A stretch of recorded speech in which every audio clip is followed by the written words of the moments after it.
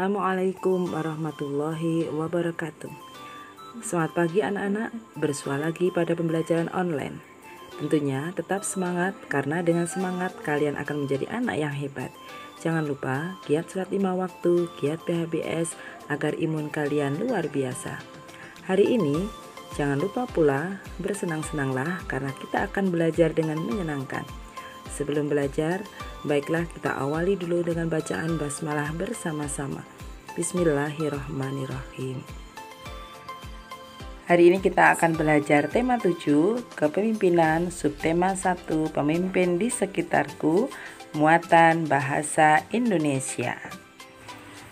Tujuan pembelajarannya yang pertama, siswa mampu menggali isi teks pidato yang didengar dan dibaca. Tujuan yang kedua, menyampaikan pidato hasil karya pribadi dengan menggunakan kosakata baku dan kalimat efektif sebagai bentuk ungkapan diri. Anak-anak, kalian nantinya adalah seorang pemimpin. Maka, salah satu kemampuan pemimpin yaitu bisa menyampaikan ide atau gagasan, atau seorang pemimpin harus mampu berpidato. Anak, pernahkah kalian melihat satu pidato? Mungkin kalian bisa melihat pidato ya saat upacara bendera, saat pidato kenegaraan oleh presiden, atau pidato yang disampaikan oleh anak-anak ketika mengikuti lomba.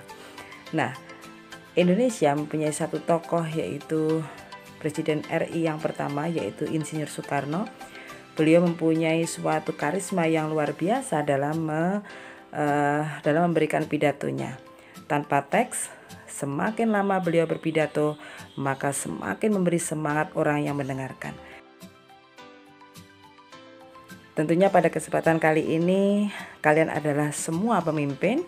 Mari sama-sama hari ini belajar untuk menjadi pemimpin yang baik. Salah satunya, ayo kita belajar bagaimana berpidato yang baik. Apa itu pidato?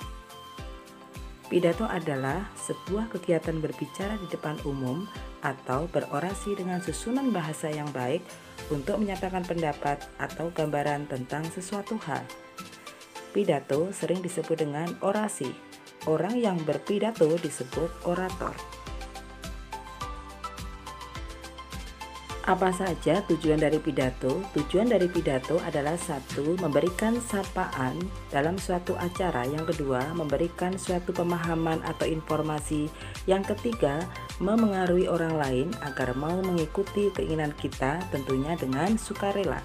Dan yang keempat, memberikan hiburan melalui ucapan saat kita berpidato. Jadi pidato kita harus fleksibel dan luas sehingga membuat orang senang untuk mendengarkannya.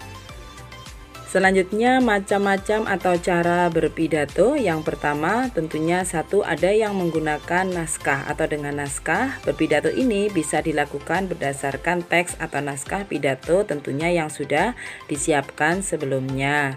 Yang kedua, dengan catatan kecil berdasarkan catatan tentang garis besar isi pidato. Jadi untuk mengingat-ingat saja poin-poin yang akan disampaikan. Kemudian yang ketiga, tanpa teks. Tentunya anak-anak, bagi pemula dalam berpidato sebaiknya kalian menggunakan teks atau naskah pidato agar lancar dalam berpidato. Hal-hal apa yang harus diperhatikan saat berpidato? Yang pertama, sebelum berpidato bacalah naskah dan memahami isinya. Yang kedua, mengetahui hal-hal penting seperti tujuan, nama acara, dan undangan yang hadir. Yang ketiga, lafal atau pengucapannya harus jelas. Yang keempat, intonasi atau penekanan kalimat harus tepat sehingga apa yang menjadi tujuan pidato kita tersampaikan.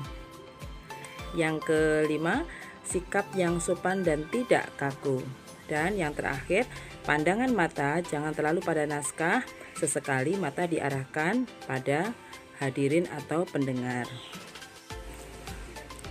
Kemudian langkah-langkah menyusun pidato. Yang pertama, menentukan tema atau pokok pembicaraan. Tema ini disesuaikan dengan peristiwa yang melatar belakangi pidato. Misalkan untuk perpisahan temanya terima kasih guruku.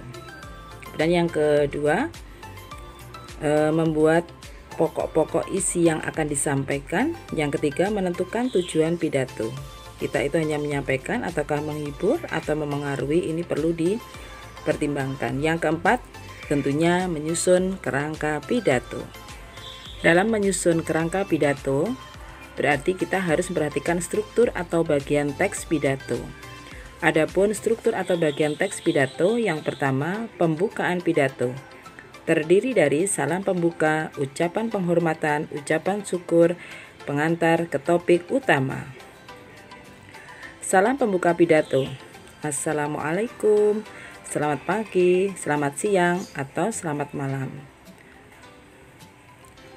Ucapan penghormatan. Berdasarkan urutannya, 1 dimulai dari yang terhormat, yang kedua yang saya hormati, yang ketiga yang saya banggakan. Kemudian ucapan syukur. Puji syukur kita panjatkan kehadirat Allah Subhanahu wa taala karena dengan izinnya lah kita dapat menghadiri acara ini. Kemudian pengantar ke topik utama. Pada kesempatan kali ini kita akan bicarakan hal yang sangat penting demi menjaga keselamatan lingkungan, yaitu dan seterusnya. Kita ke bagian kedua, yaitu isi pidato. Isi pidato memuat hal-hal atau informasi penting yang akan disampaikan. Dan yang terakhir, penutup pidato, memuat kesimpulan dari hal yang disampaikan, permintaan maaf jika terjadi kesalahan saat menyampaikan pidato, dan salam penutup. Demikian materi tentang unsur-unsur pidato.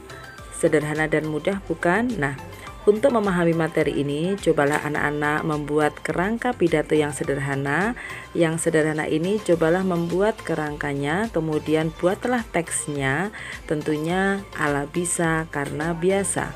Biasakan kita berlatih untuk menulis agar kalian kelak menjadi pemimpin yang hebat.